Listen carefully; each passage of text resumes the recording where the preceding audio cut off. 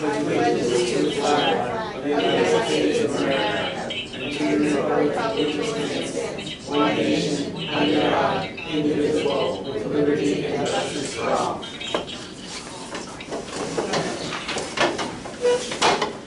We have roll call. Okay, Marlene, could you do roll call? Roll call, I think everyone is here except for Pat, am I correct? That's correct. Maria is here. Can you hear me? Yes, yes we can. Maria is here for Jerry. Is everyone present except for Pat? Yeah, and And Jim, Mayor. and, yep. We have Mayor's- someone taking notes, Sharon, so if Maria's taking notes. Yeah, Maria, no, I just didn't want to have to go through the whole roll call thing, if it's just Pat that's missing. Okay. All right.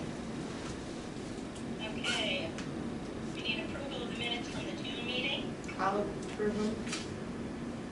Okay. Darlene? I'll second. Okay, all in favor? All right. Aye. Aye. We're moving right along here, folks, this is great. And Sharon, we're gonna go with Leslie first. She's going on vacation tomorrow. Yeah. Okay. And she's got to wake up real early, so I'm going to introduce her. Okay? Perfect, thank you. Okay. So as you know, we talked about strategic plan. It got delayed a little bit, and Sharon and I were talking about directors in the area that have a great reputation for getting information from people and starting programs. And Leslie was a director for how many years? 12. 12 years, and she's done a strategic plan at her own, at Brielle, and you also... Spring Lake. And Spring And I Lake. helped Seeger with theirs. Yes. Yes. So I thought this would be great. Really, Leslie's just going to give an idea in terms of how she's going to collect the data. And then I just wanted this to be an introduction for Leslie, and we will have her back at another time, but I just wanted to have everyone meet. Okay? Yeah. Great. My name is Leslie Naughton, so I've met some of you, I haven't met all of you. I met some of you when you were gathering information back when you were looking for a new director. And I've done a little poking around on your facility and what you have going on, and you have so much potential. Like, this is a real, like, you're at like a point where I think you could do so many things right now. So the point of a strategic plan is it's not a wish list per se, which is where most people start. They think it's, oh, let's ask for all these things, or let's say we want. It's really what is it that your town needs, and who's being underserved, and who can we serve better, and how can we get there. With this facility, not just the physical facility, but with all the other tools that are at our disposal, which is social media, websites, and I think that you actually have some satellite uses. Do you use satellite locations? Yes, so we use the Taylor Pavilion. That's what I for, thought, which is a cultural events. phenomenal step Yeah. forward, because everything that goes on here doesn't have to be here. You know, it can still be your library, the library presenting it, the library funding it, the library getting out there to people, but it doesn't have to necessarily happen in this building. So don't ever feel restricted by the building that you're in, big or small, because you can be as big as you want to be or as small as you want to be. It's who you want to serve and how you want to do that. You know, Brielle had we always wanted more, but there's ways to do more, and I think Spring Lake has been incredibly creative. We ended up going to the Duggan building, and so many opportunities are happening at the Duggan building, and even though they're not physically in the library, because it's very small, they're part of the library, and they are what the library does, and these people are the people who run it and create it and make it happen. So I just, you know, the first thing, has anyone ever been a part of a strategic plan before? Wasn't some of you with me, the school district? Johanna, you were on it, weren't you? I was on it, no. Yeah, it sounds scary, it's not, right? Obviously, you're all here because you care, and obviously you care very much about this town and this library. So it's really about nailing down a mission statement and then your vision, and it's a 5-year plan. So it has to be not just what we want to have done by next year, and we want to paint the walls, and we'd like to, you know, get more patrons in. That's what everybody wants. Everybody wants more patrons, and everybody wants more people using the library. How are we going to get there? How do we let them know what we're offering We talked very much about how do we reach the senior citizen population and how we physically have to get out to those events that the senior citizen population goes to. Wherever that is, get them to sign up, get them in, and then unfortunately teach them how to use social media. Because that's how you're gonna get them connected. You have to bring them in physically, but they don't have to be here physically all the time. I didn't see like a home reach out delivery. Do we have that? Not yet, something Okay. that Louis and I have talked about. Yeah, and it's not, oh, these are just things that I'm Yeah. noticing, but it can be small, but it ends up being a critical part of your community because, for two reasons. One, because it's serving an underserved population and you never know when someone's gonna end up being the person who came in all the time and then they're the person who can't leave their house. Their kids took their license away, they can't drive anymore, they had glaucoma, there's a million reasons why they can't come, but they want to. The other is that, ironically, those are the people who donate. And in the end, we rely on donations. You maybe not as much as other libraries, but we all rely on donations and the kindness of others and the generosity of others to help us. And those people rave about you, you know?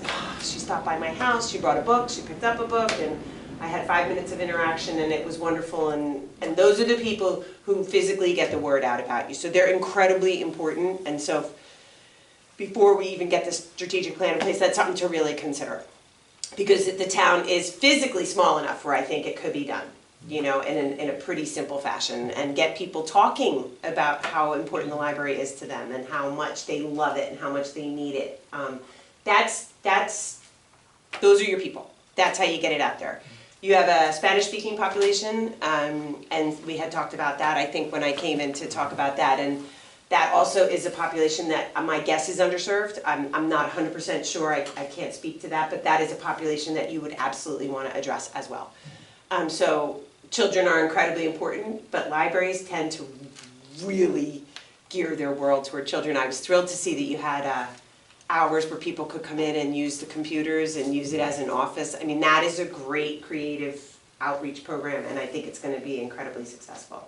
So the real goal is to sit down and for us to find out who's being served and who's not being served. And how do we get to the probably larger population than you think that's not being served. And get to them. You know, when I started at Brielle, and this is a true story, I was told not to get my hopes up and not to feel badly when people didn't come to my programs because, you know, usually it was the board members and like one woman, Ann Scott, who came to everything and no one else. And I was like, oh, it's a little dejecting, but they will come eventually. You know, if you keep asking them to come and you keep offering things, they will absolutely come. And they will come and they will bring a friend. And they will come and they will have a snack. And they will come and they will tell someone, I had the best time. And I can't believe I don't have to worry about going alone. Because there's a large population also that's alone. And they fear going places by themselves, whether they lost a spouse or have been alone or whatever. And I know Belmar has quite a large population of people who live alone. I did look up your demographics, and I think there's almost 60% of people who live alone in their home. It's a large number. So they are people that you want to feel comfortable going to events by themselves. Because it sounds easy, but maybe they've been with a spouse their whole life, or maybe their children have lived with them their whole life, and they just have never done it. And they're definitely a group of people that you want to bring together, because they're important to serve at the library. So I'm not telling you anything you don't already know, but my other question is, will everybody be working on the strategic committee, or is there a separate committee? I think what I wanted to ask the board is whether you would want the whole board to be working on it or a committee of the board. Usually you want to have a committee of the board. Agreed. And then from there, that committee would then organize some of the ways that we will get information from the community, and then we would bring that back Right. to the board as a whole. Right. Is everyone in agreement to that? It would have to be less than 4 or less people, so we don't have a quorum. Yeah, right. So if you're interested, Sharon, do you want them to email you if they're interested in being on that committee? Yes, yeah, originally we did have, yeah, did have a group that we were starting with about a year and a half ago, but since nothing was ever materialized, I think it's time to start again. So yeah, anyone can email me. That'd be great. And Okay. not to be afraid, it doesn't have to be mountains of work all the time. I know you're busy, I know you have jobs, I know you have lives. It can be things that, meetings can be done in an hour, and then you have another one. You know, you take home what you take home, and you do a little research, and you figure out where we can be. And the rest of the committee can participate in other ways, in the sense that we had talked about going to events, going to senior citizen events, going to the community events, and having a table representing the library. The library should be represented at almost every civic event that Belmar hosts.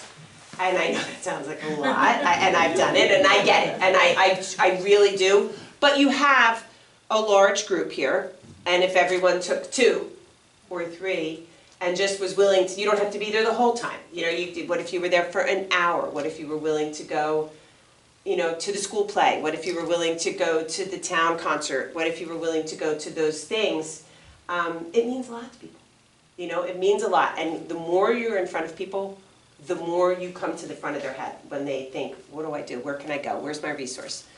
This is a big resource. It's a beautiful building. There's so much potential. And you're putting your time in, so you should reap the benefits of it, you know? You want people thinking about this library going, I love that place. Yeah. I love that place. It's so great. My kids had the best experience. I had the best experience. So that's basically where we'll start. Yeah. Any questions?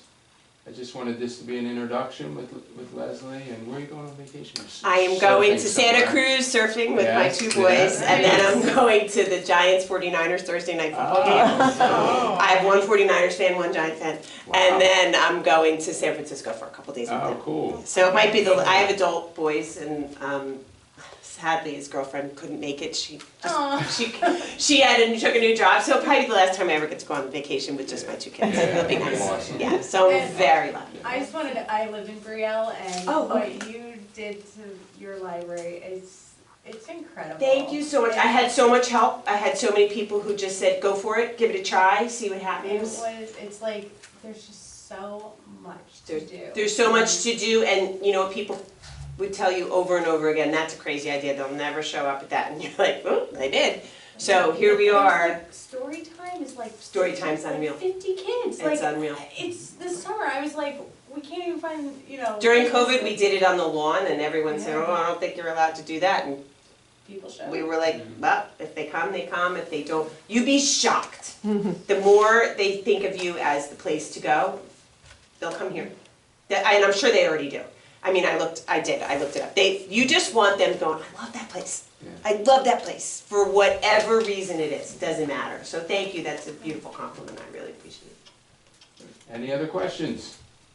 All right, great. All right, have a nice trip. Oh my gosh, thank you, I look forward Good to ways, working I with hope. all of you, because it's, again, Yeah. thank you so much, and, you know, we'll get it all worked out. Do you need me to fill out stuff? Did Oh, see you that? know what? I need to give you paperwork. All right, and there's then always I'm gonna- paperwork. When are you leaving tomorrow? Right? When are you leaving tomorrow? I'm leaving my house at 6 a.m. Oh, boy. Okay, can you call me tonight? Because I just want to explain this Sure. vendor packet. There's Sure. some strange stuff in it. No worries, Just send me oh, good. Or just send me a text and then I'll You got it. respond. Thank you all Okay? so much, I look forward to working with you, all Okay. right? All right. Take care. Bye-bye now. Thank Right. you. See you Yep. soon. You can go this way, Leslie, if you Oh. want. Yep, that's the back door. Handicap access, right? you're Yeah. ahead of many libraries, I gotta tell you. So our next, we're doing a little tour, and for those of you that haven't met Deb, if you remember, you approved part-time librarian, and Deb was a library assistant, and she is officially now librarian, our librarian here, yes, all right. And instead of her kind of standing here and telling you, we're gonna go upstairs for a little tour. It'll be real quick, I promise. But I want her to kind of show all the different things that she's done in terms of weeding and organizing the library, okay? Sound good? Okay, We're up front. all right. Lead us. All right. Yeah, Have to go in a And you couple. will understand all the stuff you Front door open? can't see. I'll take- Is the front door open? Yeah, I'm gonna take the long road. Yeah. I'm gonna walk through the front door, Okay. Sharon. Instead of waiting for the elevator. I'll look for going. Beautiful out. Move it to the left for. Yeah. Okay. left the beach chair here. I guess they figured the beach season is done. It's been here for a couple of days. Hey Bruce, what's going on? How are you? How's the beginning of the school year? Monday, Labor Day, Tuesday at school.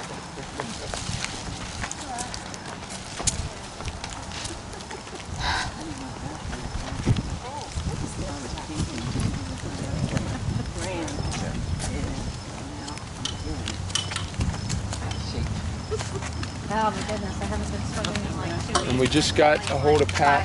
We are going to have Pat's concert on the 5th. Yeah! So it's going to start at 5 though. Because It's awkward explaining that Gloria. Look at me, by the way. oh yeah? What? She's quiet. What's a concert? Okay, all right. Tell her it's back. Okay.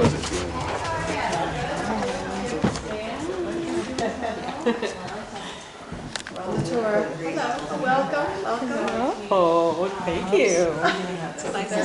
This is Donna, everyone. Hi. Donna Hi, Donna. is a soon-to-be retired teacher.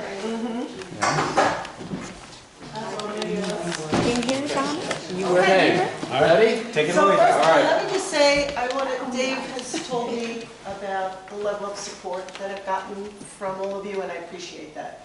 I love my job. You know the Mark Twain, find a job you love and you'll never work a day in your life. I've been very lucky to have 2 careers that I love. I never say I'm going to work. I say I'm going to the library. It's just the way it is, so thank you for that. So what I want to say first before I show you some of the things is a lot of the things that we did over the last few months you can't see. They're all in the database or circulation system. So basically we've been through just about touching every single book in this library, which is thousands, and making sure that they are correctly cataloged in the library, because what good is it if you search for a book and you can't find it because it's not correctly entered. So that's what we've been kind of doing behind the scenes, and as we do that, we also weed out anything that's old. By old I mean dated, as well as old, worn, used, and that becomes a judgment call. What are the used, worn things that you're going to toss, and what are the ones you're going to replace and buy new copies with? So it's a whole process going through one by one, and it's tedious. I'm like, But, so, in this section in the children's room here, you can see not much change in terms of the room itself, obviously, but a little bit of change in the organization. So, Dave's brainchild was he wanted to see that the books were level with the child.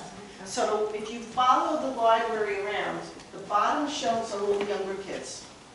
And then the higher shelves here are the older kids. So they're kind of eye level with what they're looking for, basically. In addition to that, though, we added a couple of sections. We're trying to build, I know, I forgot her name. What was her name that just spoke, Darlene? Leslie? Oh, Leslie. Yes. She mentioned our Hispanic population, so we're trying to build a nice section, a good collection of Spanish books, which we're building here. Next to it, we found, as we were reading, we found a ton of books that are written for children, but not that a child would take off the shelf to read. More the kind of a book that a parent might look for to read to a child about certain things. A parent that's sick, someone going to the hospital, going to school for the first time, going to the dentist for the first time. And so we created this parent section so that if a parent comes in, and we've had that on occasion where a parent will say, oh, this grandfather just passed away, and we could go and we can find something here that's appropriate for that. So that was another section that we started to build during this process, because what was happening was, as we go through the books, we find books and say, oh, this looks like it would be a good thing to have somewhere, not just in this collection. So that's how this kind of came about. So if you follow around, you'll see, like I said, all the easy books, the beginning, not even readers yet, picture books. And then here are the level readers, and you see I got some of them, we got bins for some of them, and I have more bins coming. Because kids like to take the bin and flip through and look through covers to pick the books that they want, instead of trying to find them on the shelf. So most of these, at some point, when the bins come in, will be in these kind of bins. And they like it. They like to be able to look at it head on. And it kind of saves space too, a little bit. But I like the way that's working out a lot. We're going to have we're going to pull, I think, some more, not just leveled readers, but early reader chapter books, and put some of those in bins as well around the bottom here. So it's nice for them. They like to come over, they'll take it and put it on the table and just, flip through it. And then, of course, they go, Mommy, can I take all of them? And Mommy says, no, not today. So you follow around and you'll see it continues all the way over. These are nonfiction for the younger kids, nonfiction for the older kids. In between here, which kind of divides between the fiction and the nonfiction, is the graphic novels, which we're also trying to build up. Because they go. Do they go in? Oh, yeah. Yeah. And the kids love them, and I know there's some, I actually heard a story, a teacher told one of the kids they were not allowed to read graphic novels. And that makes you go, let them read whatever it is they want to read. So that we're building up, and we built it up quite a bit already, but we're going to continue trying to do that as well. That's why there's a lot of space, because the expansion, the whole point is to make it so the shelves are not packed. So we leave a little room so that we can spread things out. At the end of this, if you see up here, where that old college catalog is, which I ordered new ones, that whole section is going to be a college and career section, where the kids can look up anything from going through the college catalog, reading up on the schools, to looking for test prep, SATs, ASVAB, anything test related, and underneath are the career books. So we just started getting them in. As you can see, they're coming in. I got a bunch coming in soon. And they're great. I love the career books because they are just the right, they catch their eye, and they'll sit and go through them. And there's a couple of different kinds. There are careers in everything. Careers in the military, careers in tech. But there's also another section, which I was telling Dave about, which I happen to like. It's called Careers Without College. And it's great because it gives you exactly what you need if you're interested. It'll say, for someone who's interested in graphics, art, what can you do with that? And then it tells you what you have to do to go further with it. So I like that. It kind of opens the door. And of course, a lot of kids come in, they don't think about where they're going to go or what they're going to do. So if they have an interest, it grabs them that way. So this room is really trying to make it as comfortable and as inviting. What's going to go in here? This is going to be where we're going to put all the kids, the puzzles. Yep. There's puzzles there, there's puzzles everywhere. And the little ones come in, and after story time, they all sit on the floor there. The work concept is to So- kind of have a little hidden Yeah. space, kind of like Yes. over there with the little mouses. You can Oh see yeah, we that. got a mouse, he's our Yeah, friend, so- and you can see Isn't one of the that funny kids the way they drew, have that opening there? Yeah. From, yeah. one of the So- kids drew a food dish and put it by the mouse. But they love the mouse. They come in and they take it, there's another hole they Did put you see the there. mouse before?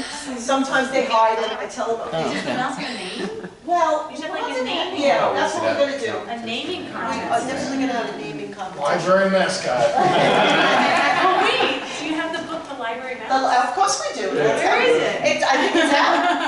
I think it's out. I guess we have two of them. So, yeah, so we want to make two little So this cozy will all be spots. filled in, just so you know, and we Right. have some at Baker and Taylor, we have some extra books that Yeah. we can order that we learned recently that we're kind of behind in terms Yeah. of what we've paid for, so we can order more Right. books than we normally Still do. working? So that's one of the things that I'm putting it Deb right did first in with terms the of bottom reading, part, so we're because I excited wanna about get some that. stuff that The I can't Chromebooks have. right here, this is from a while ago, and we did a kind of a collaboration with the school. The concept was that at the time, the school did not have a one-to-one for all children. And now, even some of the kids have one at home and Yeah. one at school. So really, they haven't been used. and then the concept was if some of the students did not have Wi-Fi, they could come here, but when I say we, when I was there, we created some hot spots and did some things to support those kids, so it really wasn't used. So that was in that corner. Yeah. And we want to thank Sean, right? Sean kind of Sean has redid been- that for us and Does built everybody know this for Sean? us. Sean built this. I cannot tell you how this man worked hard on this Yeah. and took such pride in it that and was always very careful. Some of this stuff was here because he used it to block off so that no one would go near it or get hurt while he was in the process. So he worked very, very hard on this and was so happy to have it. We'll put all the kids' stuff in there. I'll even have a couple of the bins in there with maybe the board books and things like that. Put the But it's bubbles in gonna, there. it's gonna help. It's gonna, yeah, the bubble machine for when the kids come. Yes. Louis has to come blow the bubbles at the end of the story time. But yeah, so it's it's coming along. What about the other side? Okay, Yeah. so now, on this side, Yeah, quick question, Deb. Deb, quick Sharon's got a question. quick question. yes, Sharon, I'm sorry. Does the mouse have a name? Not yet. We're gonna have a Oh, you're contest. behind, you had that opportunity. We're going We're backwards. having a contest. We're gonna have a contest for the kids. And the kids love contests because I don't know if anybody told you about our summer reading program that we did, and the kids, the prizes were up there, and they loved that, looking at the prizes up there. And at the end, when we had like a raffle drawing for the kids, there was one boy who I felt so bad because you could tell there was one of the prizes he wanted so bad. And he didn't win, and I was like, I was brokenhearted. I almost wanted to take it and just give it to him anyway. But it worked out because we had extra little prizes that we let everyone take something. So we'll have a prize for the naming of the mouse as well. Okay, so in here, a few changes in here. We had a huge number of DVDs, which was no one took these DVDs anymore. Very few people. So we weeded them out tremendously, and this is what we're left with. These are all adults, the top two, the bottoms are the children's. And what we want to do is, because we do still have credit with Baker & Taylor to buy DVDs. So what I want to focus on is the things that are only available on streaming with services that maybe some people don't have. So I know people sometimes come in and they want like Yellowstone or The Crown, you know, things that that you have to belong to the service to get. So those are the kinds of things that I would buy at this point to fill in, instead of just random, you know, some of the movies in there where I don't know. I was like, okay, you know, Time Machine. What was that? Hot Tub Time Machine. I said, whoa, okay. Here's where we put the new books that come in. And as you can see, we have way more new books than that, but they go. I don't even get a chance to put them there sometimes. I have to hide them so that Louis could take his photographs before somebody starts taking them out, because everybody gravitates to the new books. And we're going to use this in other ways too. We're starting a staff recommendation, and we'll put those up. Here we want to try to find books that were turned into movies and maybe pair them here so that people will not just take the movie but maybe read the book as well. And down here where you are, behind you, those low shelves, these are all New Jersey interest books. They're either New Jersey authors, New Jersey history, A lot of Bruce. a lot of Bruce. We even have Bon Jovi and Frank Sinatra, so let's be fair. Everything New Jersey is down here. So when we have the local authors who come, we'll have a copy of their books here. Anybody, and there are some people that come in and ask specifically for New Jersey history information, and a lot of that is all in those lower shelves there. So, and there's still, we have some that are back there that are, they're too fragile to keep out. They're old, rare books, and you don't even want to put them out on the shelf because they'll, you know, fall apart. So there's an extensive collection here of just New Jersey-related material. So that's this corner. Behind you is the nonfiction, which is where most of the weeding took place, because nonfiction gets dated quickly, and getting rid of the old stuff and replacing it with the new stuff is time-consuming. So since we've gone through this, it's really very interesting because these shelves with, when you have the older books and it's just not appealing, well, ever since we cleaned it up and fixed it, the nonfiction is going out now, like I've never seen before. It's fascinating to me because it shows you human behavior. People gravitate here, and now it looks nice, and so more and more attention is being paid to it. So I'm happy about Deb, that. I want to compliment you on that because those, when you walk in and you see the way the books are set up and they're on the shelves and the way they're displayed up in the top, kids really can't reach there, but they can see it. The concept of not having on the bottom shelves down there, Yeah. it's difficult for people to get it. It's just very pleasing to the eye, and so it looks Yeah, great. it looks nice. We're not totally done. but Not we're- totally done, almost. Yeah. But if you look around here, I don't know if you can see on this end, this is where all the fiction wall starts down there and wraps around. The nonfiction continues here, and there's a pretty decent biography section here.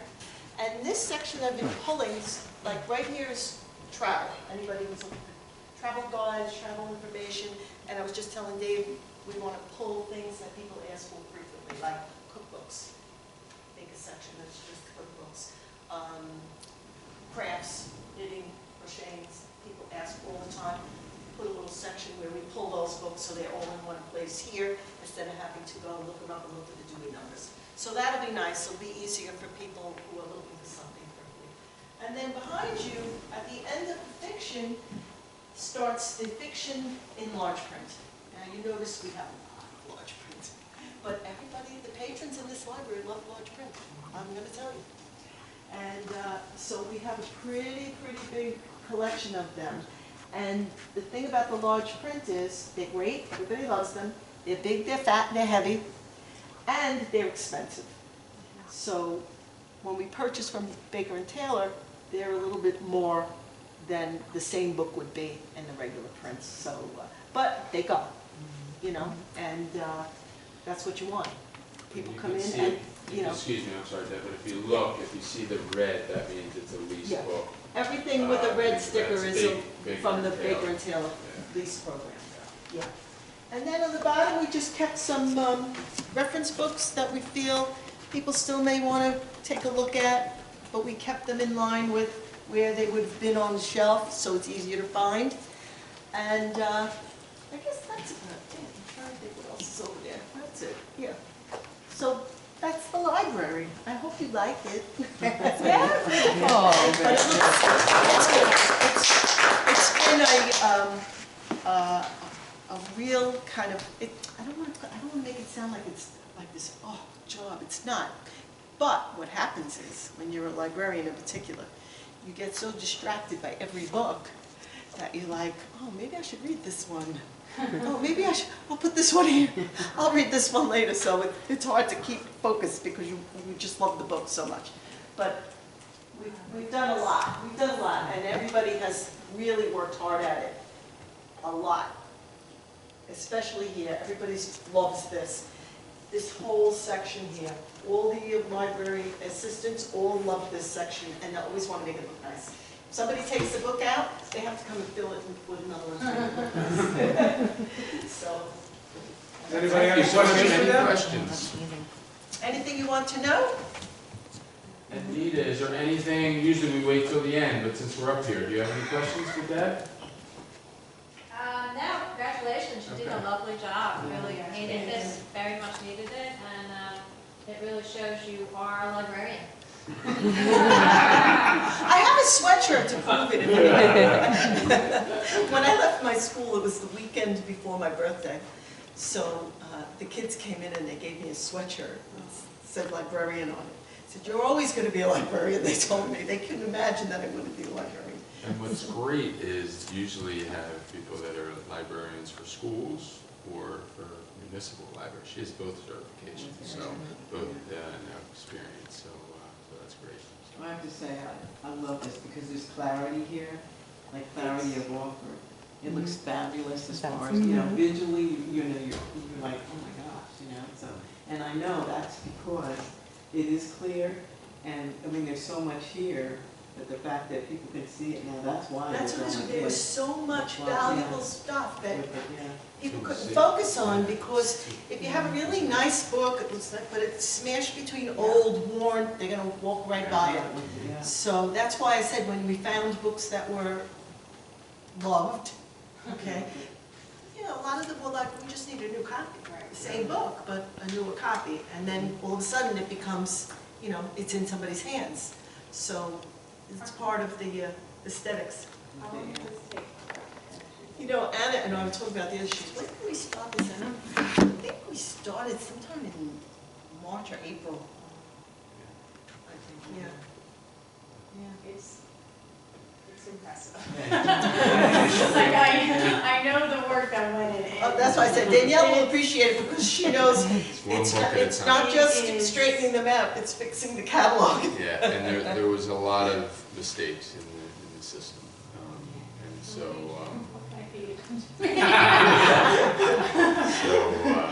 Yeah, it's great. And just for numbers, people, when we get all of the Baker and Taylor, when we catch up in terms of what we've paid for, probably within, I'd say, 6 months or something, or a year. Yeah, 6 months to a year it'll take.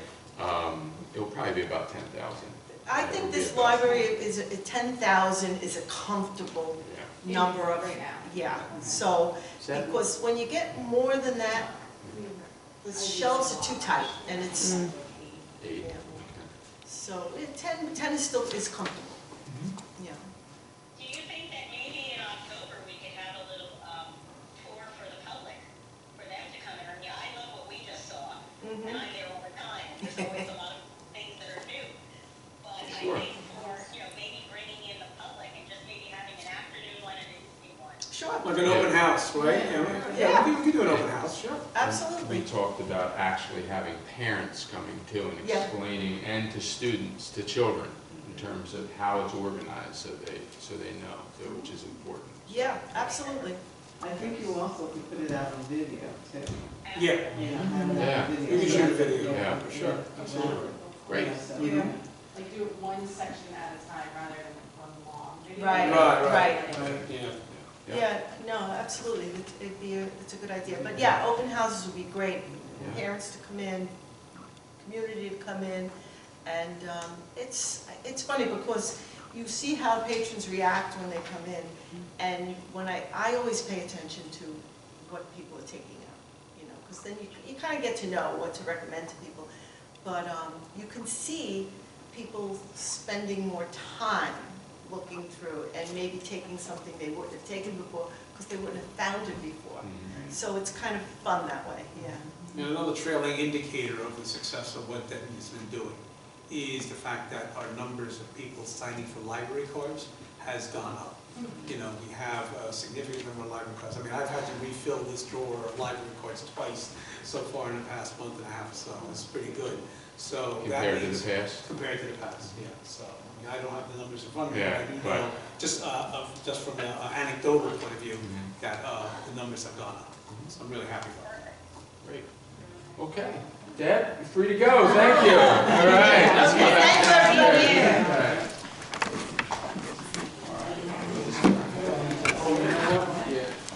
Hey, Louis? Yeah. We'll go this way. Could you lock this up and then go back? Yeah, okay.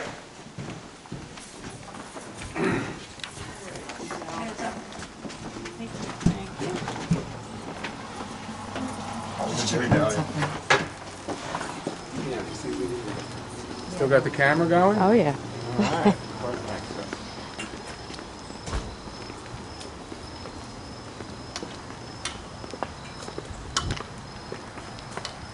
Oh, it's a beautiful night.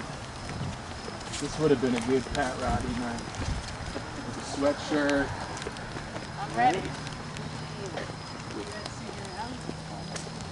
Actually, I had a ticket, and my son, my daughter, and my wife all went.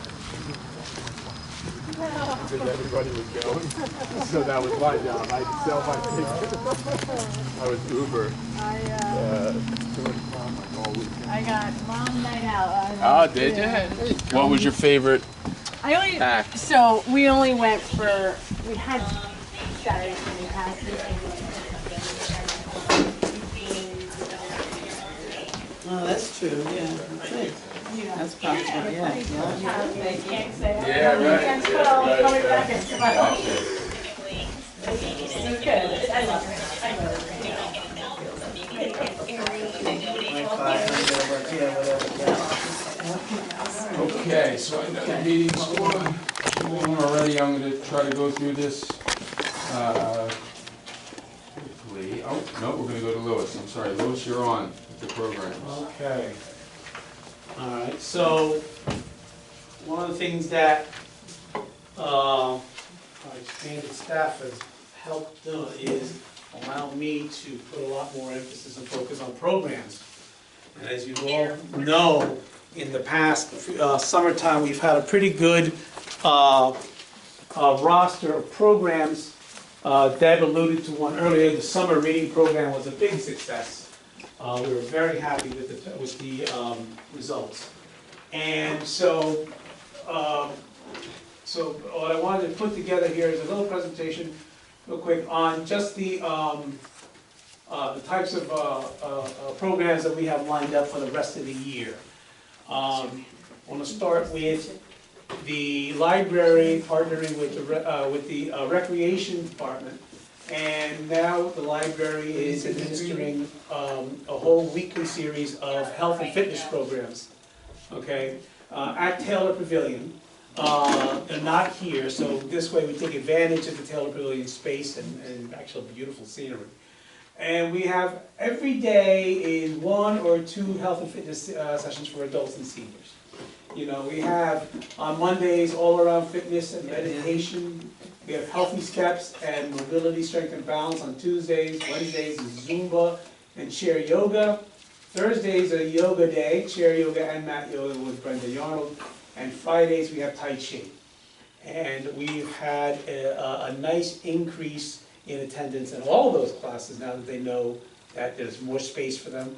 You know, Dave has been there, going there every day, making sure their doors are open and they're all set up. So let me just give you a quick, like we had chair yoga, we actually had 50 people there, so we created another chair yoga. As you can see, the fees, that is $5 for non-residents for those programs. That used to be $5 for residents and non-residents, but now with our collaboration, all the residents are able to have their fitness classes for free. The numbers have gone up drastically, and people are loving it down there. I think they're going to be more happy when it's October 1st and there's no ticketing. You know, right now they have to walk about a block, you know, but so that, but it's going really well and people are very happy down there. And now that we're administering these sessions, all the new classes, the attendance numbers now count as to our attendance figures. So when we do our annual report, we'll be including these numbers, these attendance figures in that. So we'll see a nice increase in program attendance, a lift in that because of these are all. So that's the health and fitness programs. Now later this week, we do have programs in partnership with other groups in town. Like in this one here, we have the Belmar Shade Tree Commission is doing a program on pruning basics.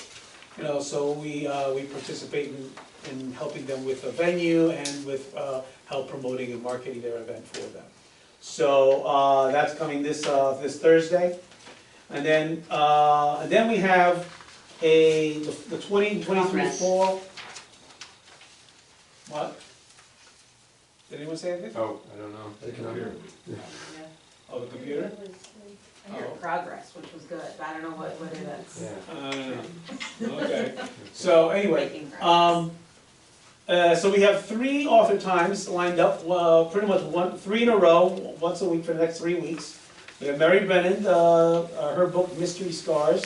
It's her story is based on teen suicide and teen suicide prevention. So it's apropos. This month is Teen Suicide Prevention Month.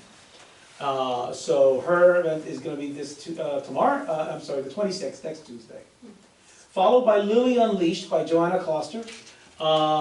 Lily Unleashed is a book on a story on the evils of puppy mills and how a young girl goes on her crusade to save a puppy from a puppy mill, and and fight against him and stuff like that. It's a great underdog wins story, so that's pretty good. Finally, we have Take the Lively Air by Mick Bennett. Mick Bennett is a Belmar native, and all his books are set here in Belmar. And in fact, Take the Lively Air, his newest book was just published the other day by the Publishers House. Takes place on Surf Avenue here in town. And it's the story of how people of different backgrounds with different viewpoints can collide, but over a short period of time can come to know and understand each other better. Although it's not a major part of the story, but the background of where our society is today plays a role in it. So it's a pretty good book. This is his third time producing a book. We have his other two books in our collection as well, and this will be the second time he's actually doing here. Mary Brennan is coming here for her third time as an author. So this is her third author talk that she'll be doing with us. The next thing is, I think the real exciting one is our fall winter. Question. Oh, Go ahead, Sharon. Will all three of those, will they be on Zoom? Or can they be videotaped so that others can watch it that can't attend? All three will be videotaped and will be posted on the website soon after. Perfect, thank you. In fact, just about all of the events, to what they're able to, will be videotaped to what we can. We're not going to live stream anymore because I found that the quality of the video and audio is not as good. So if we just record it directly into at 4K, we'll have a better video quality and better audio as well. So we have, the next one is the Fall Winter Family and Children's Events. Okay, we have a great lineup starting this week. We have Orgel Kids, which is a build-a-pipe organ program where kids and family can work together to build a 200-piece wooden pipe organ, and they get to play it, they learn how to play it, they learn how the organ works and what's all the technology behind it. And that's going to be a pretty cool program. That'll be here at the library. And then we have the first of 3 exciting series of live animal events. We have wolves on Saturday, September 23rd, followed by penguins on October 7th, and then outrageous reptiles on November 4th. All of these are free and open to the public. They'll be all at Taylor Pavilion, so we'll have plenty of space for the popularity of these programs. In times that we had in the past, we've always had large crowds for them. But mixed in there, on Tuesday, October 28th, we have Mr. Ray's Concert for Kids. Mr. Ray is a professional musician who has performed with a lot of big acts. He's performed with Meatloaf, with Bruce, and with a couple of others. That's not noon though, right? It says noon? Yes, 12 noon. On a Tuesday? No, I'm sorry, I gotta make that, that's a correction, I gotta make that. All right, that'll be Saturday, my bad. It's a Saturday? It's a Saturday, Okay, got October. it, Thank got you. it, okay. Thank you for catching Yeah. that. All right. Saturday, so make that Saturday, 12 noon. Yep. And then so, 28. yes, and then so what his program focuses on kindness, inclusion, and so on right there. And he really fosters a program that the kids really enjoy and helps them with, just with the popular topics of the day. And it's because it's right around Halloween, he'll be doing some Halloween stuff with her. And so that was, who gave us that idea? That idea was given to me by Joyce Liz, Yeah. one of our new library assistants, who had seen him perform at her school several years ago. And Right. so Mr. Ray comes highly recommended. And just so you know, for all of our programs, we did the same thing at Belmar Elementary School. We will either go watch it, or we will call someone that we can trust that with the program that it was successful. So I told Louis last week, in the school that I worked in prior to Belmar, we had Mr. Ray come in. oh yeah. We had a first grader who passed away from cancer, and he came in as a volunteer to bring a ray of sunshine to the students and teachers after the tragic passing, and it was just He like, was good. it was such, oh my God, he's amazing. Yeah, He was great. so fun and really just a good guy. Great. So, yeah, no, I'm excited for that one. So if you ever have any programs that you see and it was just great, just always tell us, just, benefit community or the kids, so, great. And so the final two big events for the year is the next big cultural event would be Diwali, and that'll be on Thursday, November 9th at Taylor Pavilion. We have a Indian dance company that's gonna be coming. They will be doing several Bollywood dance numbers. And and they'll also be bringing a professor of Indian dance from a Manhattan college. And he's gonna come and perform for us a storytelling via classical Indian dance. And then he's gonna close out the program with an interactive part where kids and adults who want to learn a few Indian dance moves, and he will show them a few dances, and everyone will get to dance for a little bit. We did that last year, and that turned out to be a big hit, and a lot of the kids really enjoyed that. We will have activities for the kids, so that that'll improve upon last year's experience. And we will have food from Bombay River Restaurant from Red Bank last time, like we did last time. The food was very good. And as in previous recent events, we're going to be serving the food family style at the tables. So we're not going to be having food lines at a buffet, right? So this way, this will kind of minimize the lines, the waiting, and this will help ensure that everyone gets food for their table. So. And we'll probably always have Diwali on that Thursday, because then the kids have off the next day for the teachers' convention, so we were kind of surprised last time, so we'll be prepared this time, and also that we had a speaker that, at times the kids were having a hard time with. We made sure that this is going to be interactive, and we won't have that challenge again, so. That was great. Thanks, Lois. I got one last thing. Yep. The last event is a Christmas concert featuring Doppelflaute. It's an organ and flute duo, and they'll be performing Christmas music and Christmas era stuff at Taylor Pavilion and there as well. And they're very good. I've seen them perform online. And the guy in the picture is the guy that's also coming to do the pipe organ. So we're having them twice this year, so it's going to be great. So that's our lineup of events now through the end of the year. Did a great job, because one of the things you were asking for was more programs for the kids. I mean, it's quite a bit compared to last year. 4 programs right there within a short time, so thank you, Lois, for Does anybody have any questions on any of the programs? I just have a question on knitting and sewing. What's the final that's word on mine. on That's that? that's Okay, one of my great. things. Yeah. That's a question between us Can I and mention the something, recreation. Dave? I know that one of the things that we were trying to do is help students from Belmar Elementary with community hours. Can we make sure that the students and teachers are aware of Diwali, how they helped last year, so we can give them that date? Yep, and we actually had them, they came for, well, as you know, they were here for the field day, but they were also here for the concert. We had a couple here for the concert the other night, and then when we had to cancel Pat Roddy, we had a handful that were coming. So yes, I'm in direct communication with Mrs. Murphy, right? Mrs. Murphy, yes. So, yep, I will do, especially with the cultural events when we're serving food, yes. Perfect, thank you. Yep. Okay, Mike, you were about to ask something? How does cost sharing work on the events that we collaborate with the recreation department?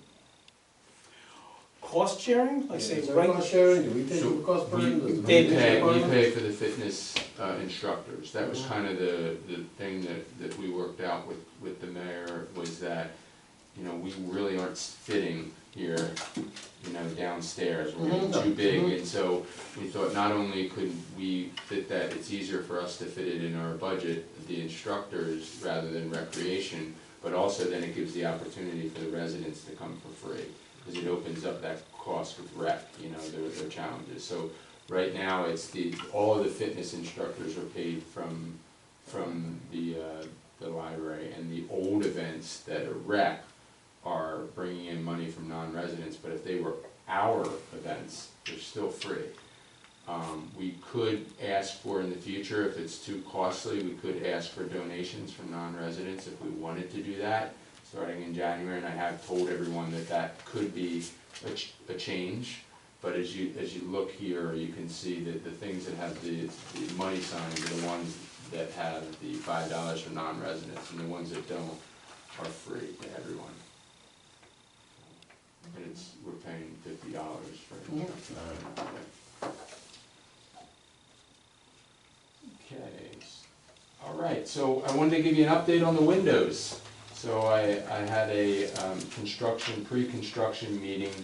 The bid was awarded to MTB. We had a meeting with our architect and MTB, which is a company that they had worked with in the past. If you remember when we talked about it, there was some concern with the way the bid went out, and then we might have had to go with another bidding process because of the way it was done, but Pella worked with this company to keep it at the price.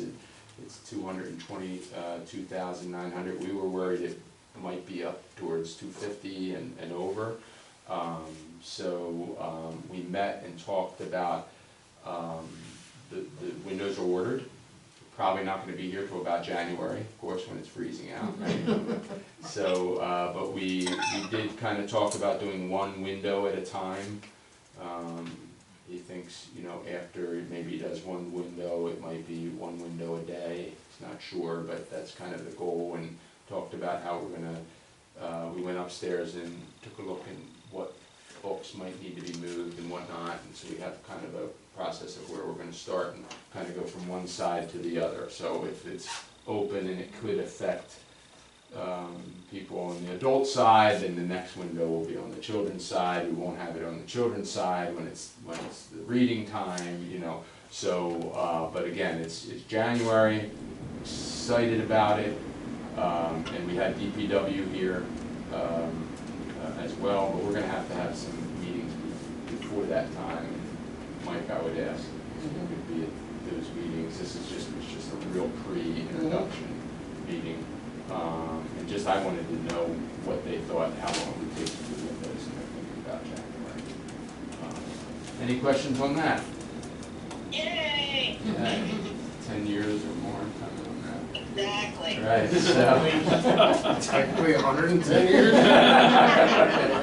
So the other thing is, if you remember, we talked about the fee structure, and I had to rewrite the ordinance for that. I rewrote it, sent it to the town, it was approved and everything, so I'll just go over it with you again, which we talked about is, there's other libraries in the area that offer to the residents, or to their patrons, a few free copies.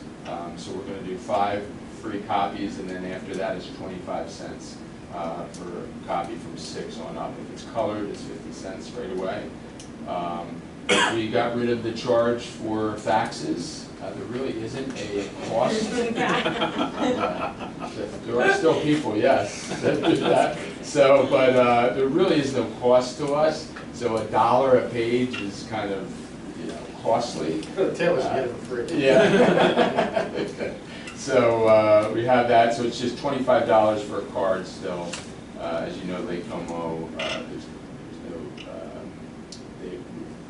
they're just like the residents of Belmar. If they lose a card, it's $1. So we got rid of all the fees and some of the ridiculous costs, just put it in ordinance. So The fines are gone too, like all the late fees. Yeah, the late fees and everything, yeah. So that's done. And what's nice is it used to be 20 cents for a copy, and It's not 20 cents, charge 20 cents. Yeah, and it was, dimes and nickels, at least everything's by quarters now, right? So hopefully I think it's important that we have less money upstairs too. There was a local library that had some money stolen. So our goal was only to keep about $25 up there, so we don't have the public. We don't have much money in the library. So the other thing I wanted to just bring up is there was some, you know, maybe we could do it during the strategic plan, but people have talked to me about Sundays. You know, if we wanted to be available, and the first thought is now Sunday is not a day where it needs to be open, but when you see people here on Saturdays and Fridays and using really the downstairs for a time to get away from maybe the craziness of the kids to get some work done, it's something that we, you know, again, it's about it would be about $200 a day, you know, for 2 staff members, you know, 5 hours.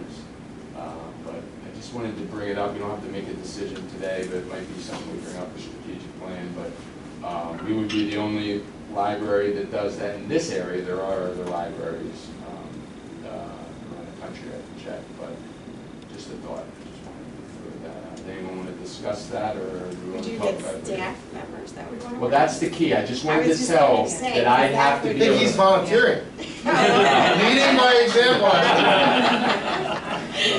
I know. So, yeah, that would be the challenge. We'd Right. have to find, we'd have to be able to staff it. If we could staff it, would we want to consider that? So maybe we can do that. I don't know. I think first, before we throw that out, I need to see if, I do have one person that's interested, one of our library assistants, so we have to have this. But it would be hard, though, if someone was out. Well, We then might you have get to like a close, third. like if we have someone sick, I don't want someone here by themselves. It might be hard to staff it on a Sunday if we have someone that's not committed to Sundays, but I just thought. Oh, yeah? She wouldn't say that when I was her boss. Now she's on the other side. I would have said that too. Ideally, technically, you report to the trustees association. Yes, that she is, yes. Chris has got a question. The table is. And the board has but one employee. That's right. On the possibility of that Sunday, you would have 2 employees. Yes, yes, sir. Okay, that's good. Yes, sir. So, about the knitting program. So, as you know, last time we talked about the youth art, and we have parameters for our programs, which is instructors, $50 an hour for a program, which we always look at that number. That's about what a teacher makes per hour. Now, 1 hour, and if it's more than that, if we feel that there's prep, if there's costs, that's when I come to you. The knitting and the sewing program, the numbers are not as high. You know, there are times where it might be close to 10, but most of the time it's about 5 people here, and it's 2 hours.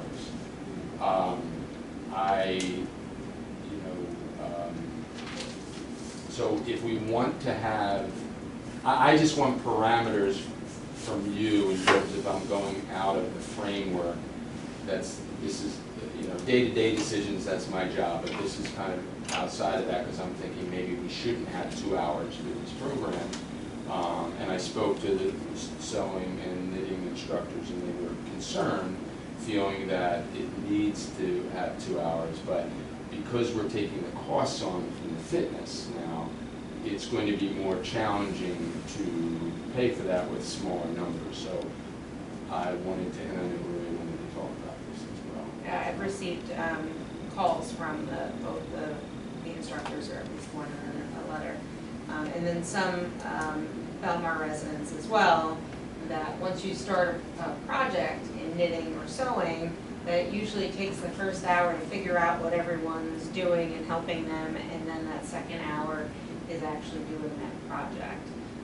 And that it takes a while to get the ball rolling, and that those groups have become very like family. This is what they do, they get together and they work on these projects together. And they both seemed very committed that it needed to be a 2-hour slot. Now, one seemed more willing to, maybe still take that $50 for the 2-hour slot, or suggested maybe every other week. Ultimately, we want to be able to, I would think we want to be able to pay people for their time. But it does seem that although it is not as highly attended, it is really very cared about programs. And this is, at least from what I understand, mostly seniors who are or in Sewing is having a mixture now, right? Yeah, Okay. you've got some, Yeah, like, but knitting is middle age. When is this mainly. class? Sewing is Mondays, 12:30 to 2:30. 2:30. Yeah. And knitting is Thursdays, same time. Yeah, 12:30. My feeling on that is that if we're having a low turnout on it, it's not fiscally responsible as far as I feel for the library. Because you're spending more money for something that's not well attended, as opposed to, like, since we are doing other things with other programs that are well attended, you know, that, to me, I don't think it's smart to do that. I mean, if they want to do that, then they're like a family, then they can do it somewhere else. At their house. At their house. Well, You know, we like a can club or provide the something. space, Right. it's really comes down to, you know, $100, you know, per week. Order of magnitude, what's the comparison between sort of other events on a, say, dollar per contact hour basis? Yeah, Is this 3 times as much when it comes to dollar per contact hour? Well, Is it 5 times as much? yeah, Is so it- it's probably 5 times, I mean, you figure we have, most of our programs now, have. $1 an hour 20 for 50 people for $50. Right, yeah, and it's 1 hour, Yes. you know, and it's usually around 20 people. So even our youth art this summer was pretty large. Yeah, You know. youth art was groups. very well attended this summer. But it seemed like you're talking like, what, 5 people for $200? Yeah, That's it $20 per contact hour versus $1 per contact hour. It seemed like It's not. the money could be reallotted to better maximize exposure. Yeah, my thought was maybe every other week that we could have sewing 1 week, 2 hours, and then 2 hours for knitting, which would equal 1 hour per week. And when I talked to the instructors about that, one instructor said, you know, that sounds okay, and the other one was upset, you know. So. Because now, are they doing a project a week? Well, Or- this is my observation, and Lois, you can share it as well. There's more instruction going on at the sewing than there is in the knitting. No, because I'm just saying, if they're taking every week, they have to spend an hour to prepare, and then an hour to start your project. I mean, Yeah, you're it's getting not- your project done it's in that hour? Yeah, it's not, Or it's they're carrying not, into the they're next week? holding on to other, yeah, it's not, they don't do a different project each time. So What I they do can't is see they're, every week each, they have each participant is working on like their own projects in many ways. Yeah, And they're yeah. bringing it in, Yeah, their project, to work on their project. And they're using like Scotty or Cindy to help them with solving problems, like how do they do this particular type of hem or stitching pattern, that kind of thing. And they bring their own equipment to do that. I was gonna ask, They, you don't provide the. no, it's a bring your own. We do have a couple of sewing machines here, but if they need to bring something special like an embroidery machine, they gotta bring it themselves. But they do that. And so they come in, they bring their projects, and and Scotty does a good job of kind of like teaching them how to do these different things. But it's a more hands-on individual attention as opposed to, here's how we're going to, I'm gonna teach you how to do a stitch today, and like a classroom setting. It's more like, bring your own project, and I'll show you how to get over the hump of solving your yeah, problem. it's not like our tech class where there's actual, you know, lesson plans. Yeah. You know, for, you know, a particular skill. They're pretty proud of what they finished though. You know, they do send me pictures of what they finished, and they're happy with that.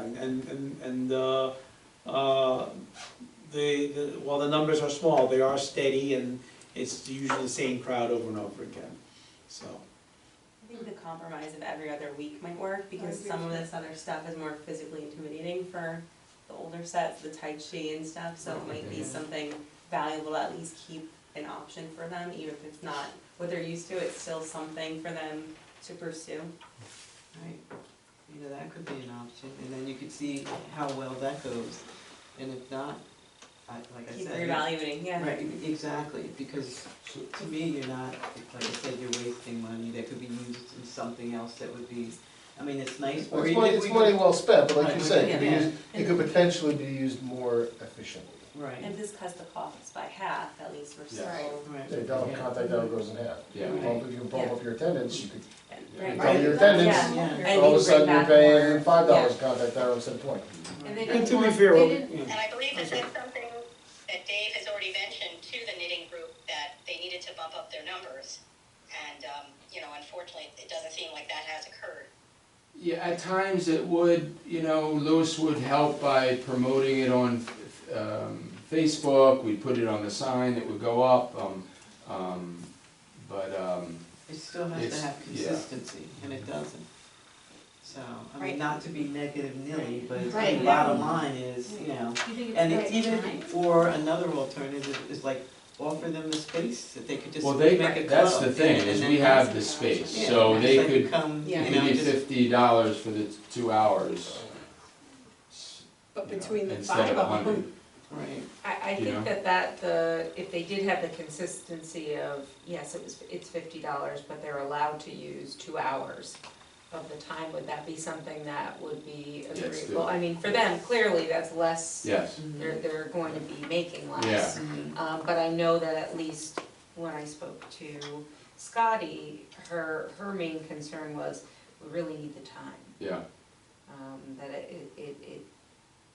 that's where her worry was, that there wouldn't be enough time to, it's during the day downstairs here where it's not as busy, so, I think definitely. So, I guess the 2 things, it doesn't have to be something we voted on, I just wanna hear from you, is go weekly, so offer them both options. Yeah. It's still the same cost to the board, or to the taxpayers, does right? that still work for John? Do you feel like, is that work as well, or? do you right, feel as like long as that's- it's like, if you're doing it and it's just still $50. 50 and instead of 50, 100. And that's Right. 100, yes, Okay. then that's fine. All right, I'll talk to them about it and we'll work it out. Great. That's my report. Okay, Oh, my Bruce report. has a, I Bruce just had a has question, yeah. might be geared to Lewis. Okay. There was a very good program that we had here years ago that filled up so quickly. It was a babysitting class. Yes, I do remember this. It filled up so quickly. I'm talking like, our students like 14, 15. It was a very good class. It filled up so fast, and they were, part of the instruction in that class was like first aid and stuff like that. I took that So- class That when would I be was amazing. So Rob is setting, he said after the summer, the craziness of the summer, that he was gonna do a community CPR, and we had a few Oh, residents, so we could do one for We just did one. babysitting and one for anyone, for adults. super. And then it could be like not just first aid CPR, but also maybe, I just don't know, is there some, other than the concepts of first aid and CPR for babysitting, is there another organization that would, I took mine through the hospital. This was like going, obviously, back Yeah. quite a few years. babysitting class? Yeah, and you got like a little certificate that you were a certified babysitter, that you knew first aid, that you knew,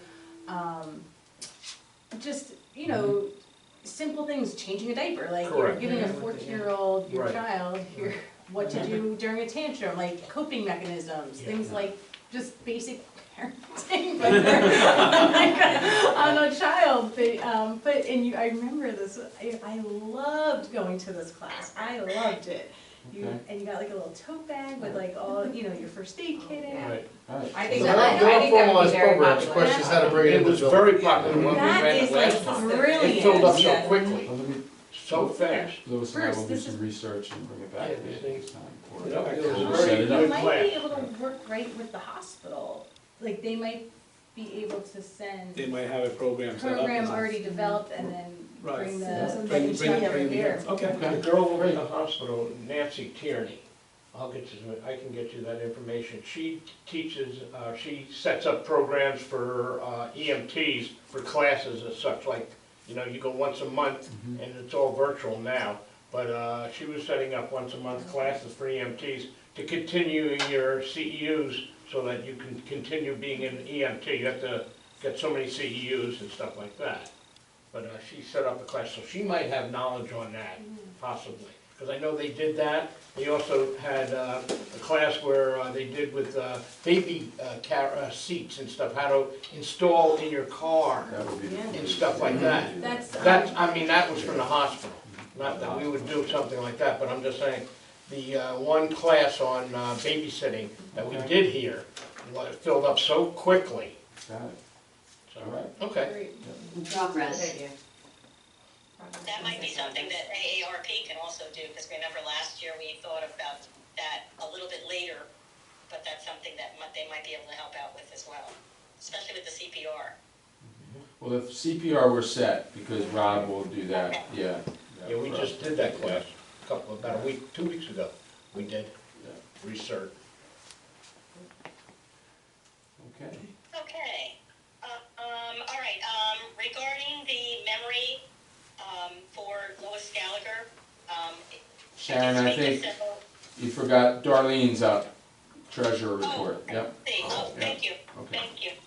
Can't see her. Okay, the budget amount was $786,808.20. Spent to date was $314,738.66. What we're waiting to pay the vendor is $18,823.46. Spent to date and waiting to pay the vendor totals $333,562.12, which leaves us a balance of budget of $453,246.08. So about 45% spent, over 75% a year. Yes. However, the 200,000, we have 200,000 for the windows. Yes. And then we have some money in savings too, in capital. Okay, I'm done now, Sharon. Thank you. I'm sorry I couldn't see you. That's okay. Okay, in relation to Lois Gallagher's memory tree, bush, whatever, so I spoke with several gardeners, and I also spoke with Dave. We're going to look to locate it at the corner part of the driveway on the East Street side, and it will either be a lilac or a hydrangea bush in purple, which is what the family had requested. And now that it's getting really dry, we're probably thinking that early spring is going to be best. And then we'll make sure that we have a little announcement ceremony and that the family will be invited to the installation.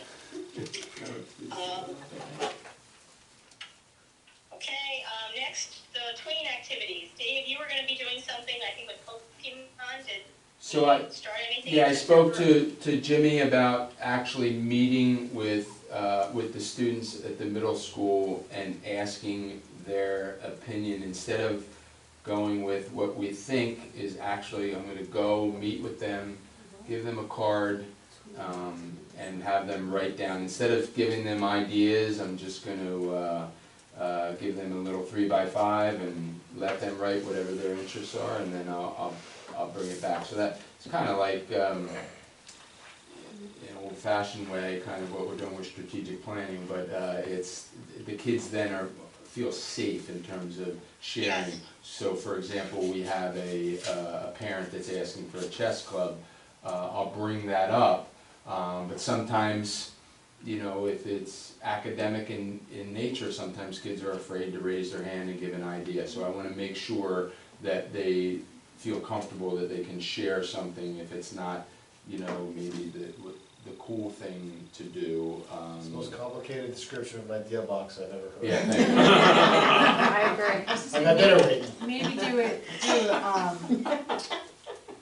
can we do it through Google Forms so that you can filter like grade Wait a level?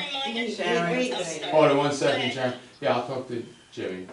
Yeah. So that way we Okay. can filter Yeah. by like Yeah, gender or age Okay. or electronic, you know. okay. Hold on. And don't collect emails, so it's still private. Yes, right, okay, great. Okay. Thank you. Okay, so just a reminder about professional hours, making sure that everyone is still signing in onto the njlibrarytrustees.org website. because we do have to have those hours collected and sent to me by the end of the year. So if you are on any of them and you can send me that, I've been trying to keep a tally of all of that information because it has to go to Dave for the report for next year. Pat Roddy's band at the beginning of the summer I know was a huge success. And what we're thinking of is maybe incorporating the students that are requesting extra community hours so they could assist in the setting up and breaking down of the chairs. Because I know that quite a few chairs are put out because it's usually such a big gathering that I think that might be. So any other concerts, I know his latest one was canceled because he was ill. Yep, October 5th. We just got word back from him. 5 o'clock start, October 5th. Okay. That's a Thursday, right, Louis? Yeah. October 5th? Yeah, Louis and Lorraine Okay, do that. At 5 o'clock? so then Yeah. maybe we can let Jimmy know, or whoever's the one that's going to be providing Yep. students for community service. Okay, perfect. I'm on it, yeah. Since Louis gave us those great dates of all of those upcoming events, I'm hoping that they'll be posted on the digital marina sign so that everyone can be aware of what's coming up, those upcoming events and activities, so that the patrons can plan accordingly. We just Sounds talked to John about we can do one a month. Okay, Yeah, so. because they if charge for, and it, there's quite a bit on there, so, we'll pick one thing a month that we're gonna promote. Okay, if there's 2 things in 1 month, can they just list the 2 things as like one It monthly? depends on how it will fit, right, in terms of. I can try and design Yeah. an image that would fit on the sign, Yeah, with that could two. like highlight 2 events Yeah, at a time. Yep. I'll pick the two most interesting events and highlight those. Maybe the message too could be, this is the most interesting event, and then more events. More events here. go on our website, yes. So the real, it's to draw. It's to drive Yeah. people to the Oh, website. Drive people to the website. Okay, I thought you were telling the same joke. So that dinner on the table, okay? Moving along. We need a All hook. of the activity classes that were already mentioned seem to be doing really well with the large numbers, and having them at Taylor Pavilion is just a positive effect on everything, so I'm so happy that that's working out. Dave mentioned to me that he went to Neptune Public Library to find out about their craft classes, and that most of the craft classes that they've been ordering from Oriental Trading. Is that something that we still want to look at for something for the teens and members too? Yeah, when I meet with them, I'll bring up that and chess, just to say an idea that you might be thinking about. I'll say a craft club, a chess club, or any other idea, so I'll kind of prompt them that way, what we'll do it. Okay, great. I recently met with Mr. Tarzan and asked if he's the one who was responsible for donating most of what we use downstairs in the media room, and the plaque is on the wall right behind you, near the door. So I did mention to him that we would probably be reaching out to see if they might want to do some more donations. He said to contact his daughter, which I will get her number. But do you think we might want to consider maybe getting new Chromebooks? Because we should really have an idea of what we might want to use to help continue what he's already started. Yeah, we have some other ideas that we'd like to bring to your attention at the next meeting, Lois and I have been talking about. So let us organize that, and we'll have it for you at the next meeting. Okay, Yeah. perfect. This ties in with what we were talking before with many of the classes. I wanted to make a proposal that we consider for next year, that all of the classes have to present, just like any teacher, a syllabus or schedule of what they're going to be presenting and teaching during those classes. That would provide the public with a better understanding of what the class might entail. I mean, for example, if there's something that they're well versed in, they may not want to come to that class, versus the next week, oh, embroidery, I don't know how to do that, I might want to hit that class. Or special stitch and knitting or crocheting or whatever. But I think that, at least with Tai Chi, I know that she builds upon the week before. Yeah. And I think the same thing with Healthy Step. But I think with some of the smaller classes that we have, I don't know, do we want to leave it as just come and do whatever you want, or do we want to have them possibly promoting something? For example, I mentioned back in June, like the chunky blanket, that a lot of people want to learn how to do. Yeah, I think the fitness classes, I don't know if that's, I'll talk to Tai Chi, but like the knitting and the sewing, the technology, and other, hopefully programs, I could see us doing that, but probably not the fitness classes. Yeah. Wouldn't want to drive up prep time too much, because Yeah. I don't know if it's necessarily worth paying for additional hours. You know, a one-off syllabus seems manageable. A weekly thing, I think, would be a bit too much, because we want to pay for time. I don't know if the value is there or not. Kind of like what Dawn does. Dawn gives just a weekly, not weekly, I'm sorry, just like you said, a syllabus, just, I'm gonna be doing this on this date, I'm gonna be doing this on this date, I'm gonna be doing this on this date. That's pretty simple, rather than lesson plans. And the other thing too is, vague is somewhat nice, because people don't necessarily pick and choose. They'll just come and see it. Yeah. It's something that might not look interesting on paper, if they don't know that, they might come anyway. And then they can choose whether they like it or not. Right. I just think having no idea of what's going to be going on might be advantageous to know a little bit of what might be going Yeah, on. there's balance. Okay. Yep. I did love when we had Alright. makerspace, like, for the small chairs, that we had the miniature things, Mhm. you know, that we had a picture of it first, so this is what you could create. Yeah. And that was really exciting, Yeah. and a lot more people, I think, show up when they. Dawn has that for her art class. Yeah. Like with her, She she sends wrote us- it on she the sends me website, pictures of it, pictures, yeah. yeah. So I'll Okay. put it up there. All right, we're making kind of like what Dawn does, you know, but not the fitness classes, yeah. Okay. Okay, a couple more. I wanted to ask Maria privately, but I can just ask her just in general. Is there anything going on with the Friends of the Belmar Library? Not that I know of, no. Okay, all right, so maybe we'll Is that have to see something that if they're going to be I mean, starting up? Because I know when I went to, I think I went to Bradley Library, they were talking about, you know, a lot of the things that the Friends were doing. And so I was like, oh, maybe we can kind of piggyback on what you're doing and so on. So anyway. Absolutely. We already mentioned about possibly changing some hours. I know Dave mentioned that with Sunday. I know in previous years we actually considered with the fall and winter, with closing maybe a little bit earlier.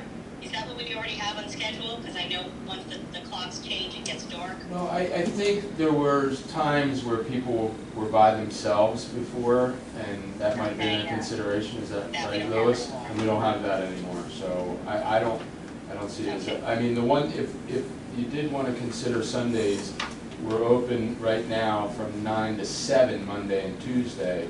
We probably would shorten that to 9 to 5 on Monday and Tuesday, because that's what the other libraries are doing. We need to stay open till 8 o'clock because of the money we receive from the state for 2 days. But we don't need to stay, we're the only ones that stay open for that amount of time for 4 days. So that's, Okay. yep. This one I guess is for Louis, because Louis knows about the thing that he applied for the visually impaired. Do we still have that device that enables sight impaired visitors to view literature in a larger format? Yes, I've looked into that, and that's part of what we are going to talk about in the future meeting as part of our technology upgrades. I'm currently researching different models that will be ideal for us, for people to work here and use it here at the library. So, was there something specific It's you wanted really to ask? outdated. The one that was here was. Yeah, the one that we Yeah, had was outdated Yeah. and actually had some functions that were not working when I explored it around. So Yeah. we've since got rid of it, but The cost to have it fixed just did not make sense. Yeah. So plus, you know, again, had we kept it, any user experience would have been significantly poorer than what they could get elsewhere. Yeah. So we wouldn't want that bad taste in people's mouths. So. But that will be part of the proposal at the next meeting in terms of technology upgrades. Okay. And I think that's about it. So we have the schedule, just making sure that we have all the deadlines and everything so that we know when everything's being posted. I've been trying to stay on top of everything that Louis posts online in terms of Facebook, but knowing that everyone is not on Facebook, I just want to make sure that we have as many means as possible for everyone to know what is taking place in the library. I have a good relationship with the CoStar and Tap Into. So as I generate things like this, especially now that I have these multi-event flyers, they are going out to the press as well, so they can start writing up articles. And they're happy to write articles for us about what we're doing and getting the word out. So, so that, and and any other way I can get the word out, otherwise I'm going to be exploring as well, so. Dave and I had a fun conversation about guerrilla marketing, so I'm going to be doing all sorts of fun stuff. All right, do we have any old business? I guess that would be the windows, which are now new business, thank you, Jesus. Sorry, I didn't mean religion there, but I'm so happy about the windows, so happy. Any new business? I don't know if it would be considered new business, but I just wanted to bring up the fact, I guess as far as operations, not operations per se in the library, but as far as the exterior of the library, not the facade or anything like that, but the benches that we have around the trees, they are getting rusted out, so we either need to have them refinished or look into getting new ones and better ones that will last longer, because I don't think those are as durable as they need to be. I think we need to revisit, new benches for around the tree. Okay. All right, and then, 2 or 3 of there's two. There's two. And then also the signs that we have that are honoring those people, I think it's Mrs. Day. We need to make sure that they are sturdy and not spinning around constantly, and that we've spoken about that before. They need to be some way put where they are secure, or either on a tree or on the bench or something. Might have to do because there's, with more and more events when we're having more children, it's Right. tough, so, you might have to do it in a more creative spot, yeah. Okay, any other comments? Public? Is it my turn? Public comment. Anita's here. Great job on the windows. I too am very, very, very, very, very excited. I hope it actually happens. Senior programs, children's programs, I'm very excited. It looks very, very good going forward.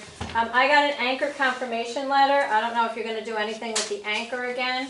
The program, the anchor program. Yes, and it's been renewed for another year. Did anybody else get a letter? I got it in the mail. So, I got is it. the library gonna do anything, Yeah, we gonna can do it post again. that and say, that everybody got one? Yep. I can knit and I can sew, I love knitting and I love sewing, and I was involved in the knitting and the sewing when we had it over at the church.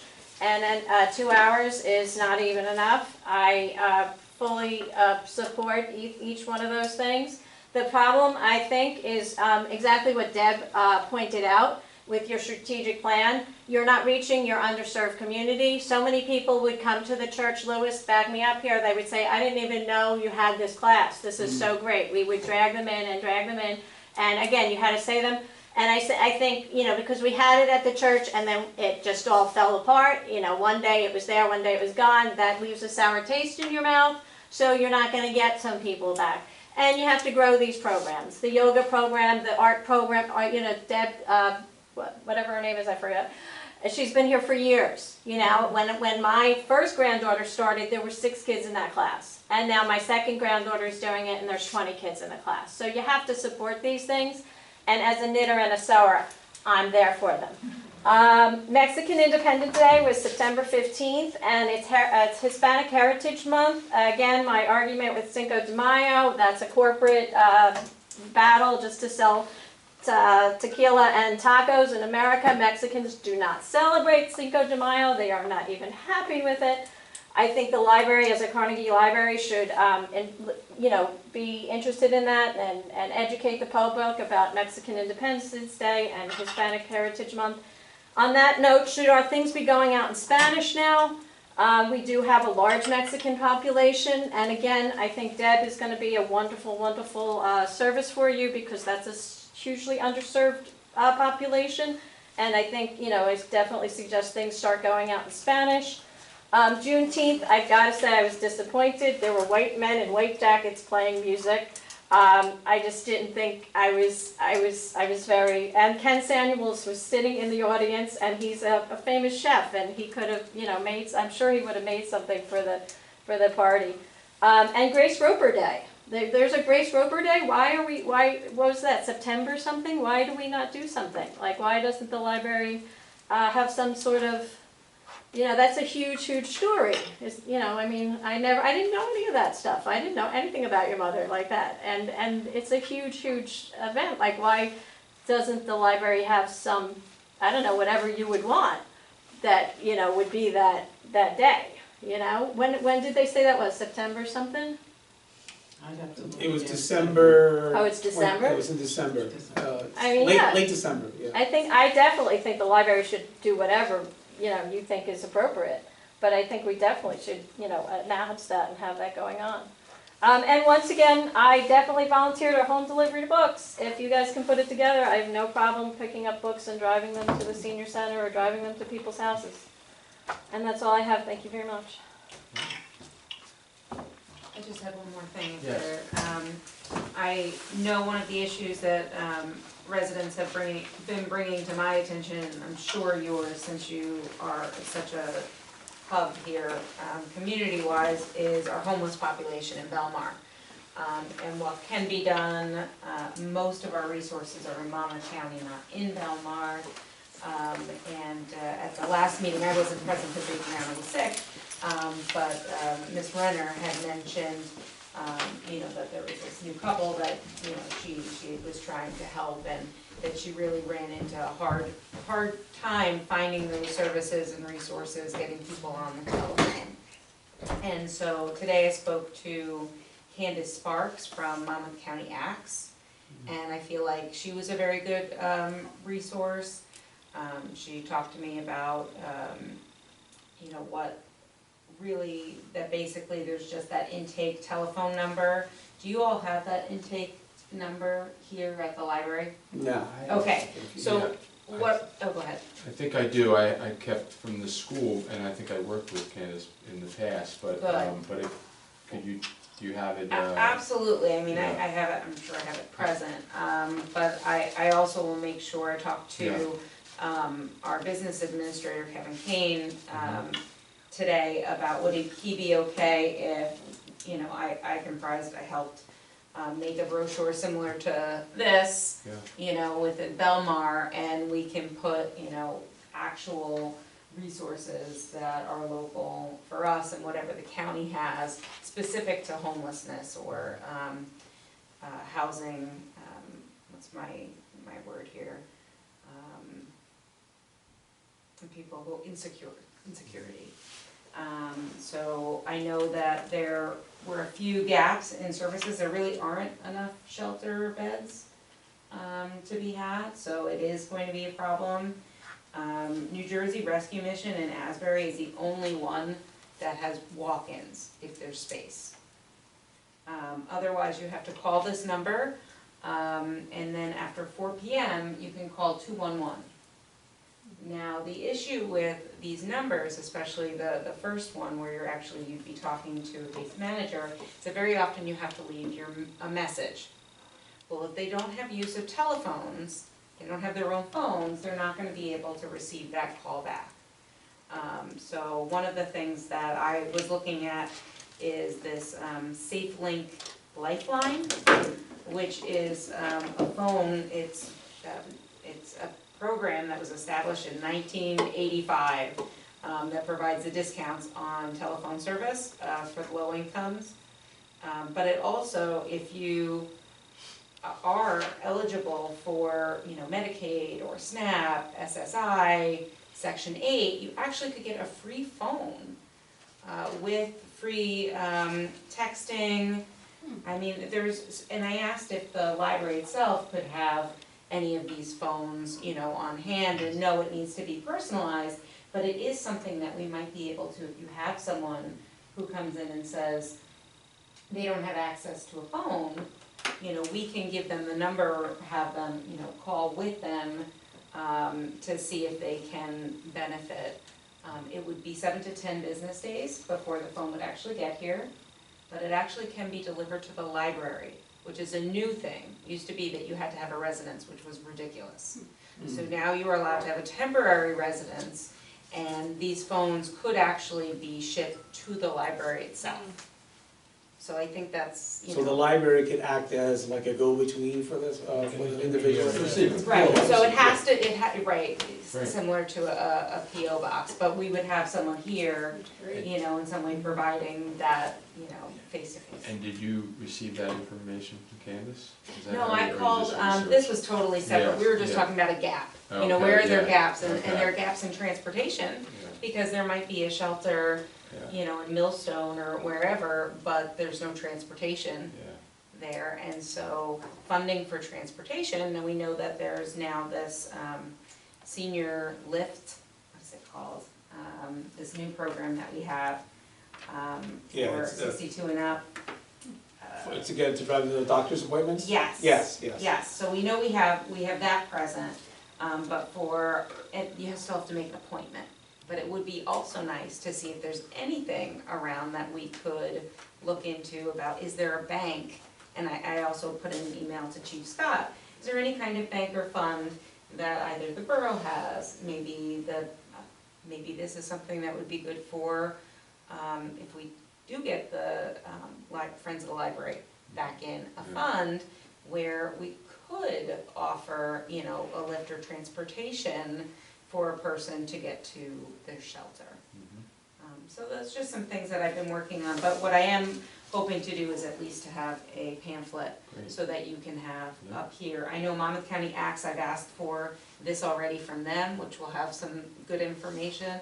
As soon as I get that, I'll bring that to you and to Great. the borough, but that's what we're working on. awesome. Question, Maria, do you know, do we have a welfare director in this town now at this time? Because I remember years ago it was Carol Sharrock, but she would be between towns. She did like Spring Lake, Avon, I think, Bradley and Belmar, but she was part-time. But I don't know if we have a welfare director in town. We We do don't. not, we do not. That service is no longer being offered. I know Ocean Township has a, you know, a kind of case manager. Yeah, there are libraries now that pay for a part-time social worker. Long Branch has a social worker on staff In their who deals library. mostly with homelessness. And that's, you know, I'm gonna get in touch with him and see what kind of things or resources he has that I can put on, you know, not only in my brochure, but he's in the know, he's that contact there. Is there a possibility that we could open a position like that, reopen that? I know there was a welfare director, Carol Sharrock was here for years. I don't know if we can do, because like you said, with the population of our homeless in town here has grown substantially.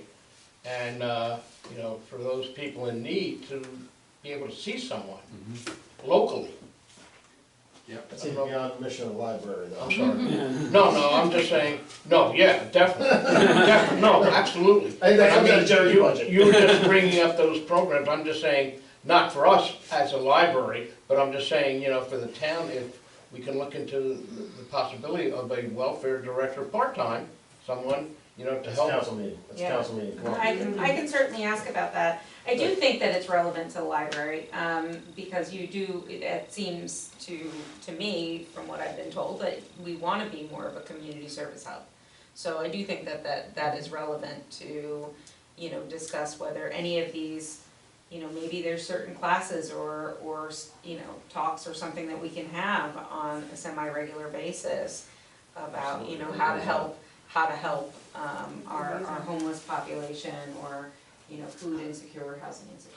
I think we should test David with having Louis put together the necessary, not necessary, the available resources, develop posters that could be put out throughout the structure, because particularly with colder months, this is a warming station, or used as a warming station, to give passive information to people who may be impacted, so that they can find it without potentially being embarrassed, and specifically identifying a staff member who, I'll say, learns a little bit more about it, so if they do want to engage in a proactive manner, we can at least point them in the right direction. Good idea. We can actually put a lot of that information on the website as well, Yep. whether, you know, and that they could access. I don't know if the website's gonna help the homeless. Yeah. I don't wanna sound callous in using those terms, Right. but again, You need it to be There's a likelihood to get people you need in the building. Right. Just, like I say, for warming and cooling needs.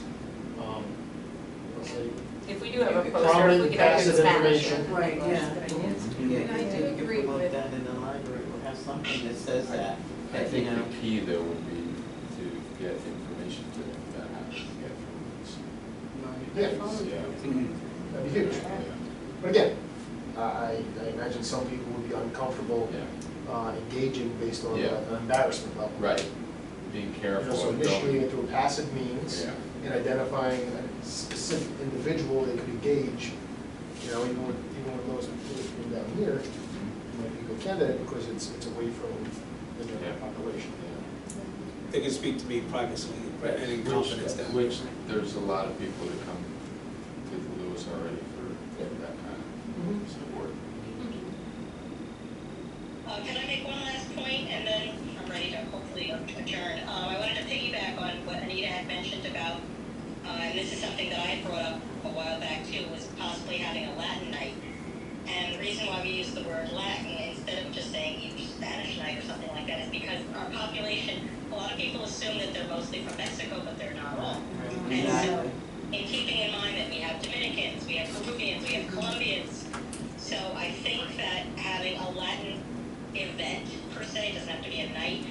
This is something that I brought up last year, but I think it is something that needs to be considered. You know, we had in town San Gennaro, you know, we had in town, you know, some other events, but maybe a Latin day or evening or afternoon could be something that the library could use to help bring those individuals more into our library as well. Do you think if we do a Latin Day event, does that mean you kind of agree with Anita's point about Cinco de Mayo, that maybe we should not do a Cinco de Mayo event in the future? I've thought that way for a few years, that Cinco de Mayo is really a commercial holiday. It is not a holiday that most Hispanics celebrate. They do it just for commercial reasons, retail. I You agree get more with- engagement too, though. There's a double-edged sword. It's got built-in marketing. Yeah, I gotta tell you, we felt that way at the school, but then when we met with the Spanish-speaking parents, they wanted to have it. So I think that this is an opportunity with strategic planning for us to get the opinion of the Spanish-speaking culture. And the fact that Spanish Heritage Month, it's a month, it's September 15th to October 15th, so put one day in that calendar that. Yeah, I think we for can what get we want to do, though, I don't think we can get it ready, you know. We Not want to for make. this year. Not for, Yeah. yeah. For next year, yeah, we can plan ahead for next year. Definitely, like, Yeah. take advantage of it. Right, yeah. Yeah. Next year. Definitely next year. Yep, Okay, okay. so we'll definitely do that for next year. Is there, if we're still doing some September concerts or even October concerts, could we do an outdoor event as well, like on the lawn? Yeah, sure. Yes, we can have all sorts of music events on the People lawn. like field day, you know. Mr. Shapper was jumping up and down, on a little bouncy ball, it was great. Bradley Awesome. Beach had a huge group that played outside. Yeah, that was great. That was for the first time, I thought that was a nice It's turnout. fun. One idea for a program that was was suggested to me by a senior was to have a senior field day. You know, or, you know, The senior like shuffleboard or bocce ball or whatever, something like that. And have a whole bunch of events that seniors could do, like an outdoor thing. So, we're looking into that. What do you guys think? I love it. You like that? Sack race. Better than that water ball, the water ball catch. All right, I'll look into that then. Hey, I got the hang of how to fill those bullets. Yeah, the flower beds, where's the black sheep flower beds? All All right, right. anything else? I think we should do Zoom All right. that. So I have a motion to make an adjournment. I'll make that motion. I'll second. All in favor? Aye. Okay. Aye. Thank you very much, Sorry for the everyone. length of that.